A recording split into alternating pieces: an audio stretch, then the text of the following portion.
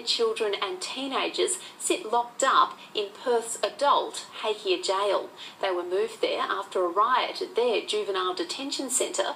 While this is an extreme case, what, if anything, is being done to stop them ending up in jail in the first place? This report from SBS's Ryan Emery.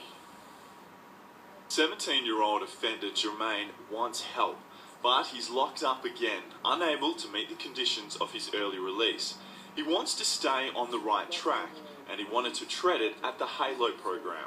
We don't need help when we say, like, no, we don't need help, but yeah, we do. But we just try and do it ourselves, because I know it feels like you have something to prove. Leanne Smith runs Halo and says she sees many boys and teenagers like Jermaine walk through the door as sad young men. What I see when they walk out of this door is that they're full of hope. They've got visions, they've got goals, they've got dreams, and they've got plans to get there, and they actually start to believe that they can achieve them. Halo stands for hopes, aspirations and leadership opportunities. It teaches culture and uses peer mentoring to get results. And the results the Department of Corrective Services wants are these boys who have been in detention or in trouble with the law will stay away from the justice system. It's funding the program for 3 years. No disrespect to the department, but the funding's just never enough. And that's, the department can only do, they can only spend what they've got.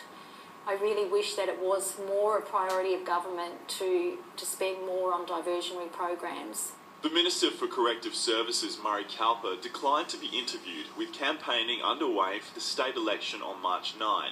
But in a statement, he said the department had diversionary programs, such as regional youth justice service centres, which can help with bail and accommodation. There's also a juvenile justice team to steer early offenders away from the justice system. But to be accepted, participants have to admit they've done something wrong and be willing to make amends. Leanne Smith says the Halo approach is different, incorporating both Indigenous culture and peer mentoring. We help them get them off the street, and most of the boys dropped out of school, so we give them a chance to get a bit of an education here. So the boys do a Cert 2 in our community services. So it's a qualification of a Year 10. Labor opposition spokesperson for Corrective Services, Fran Logan, says being tough with law and order is a vote winner. But he says if the argument for rehabilitation and diversionary programs is presented well, then the community will accept it.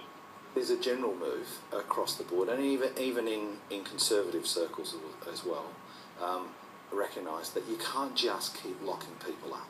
Halo's chairman, Daryl Kickett, says the program has the winning formula. Some participants now have well-paid jobs, and one has won a scholarship to a private boys' school.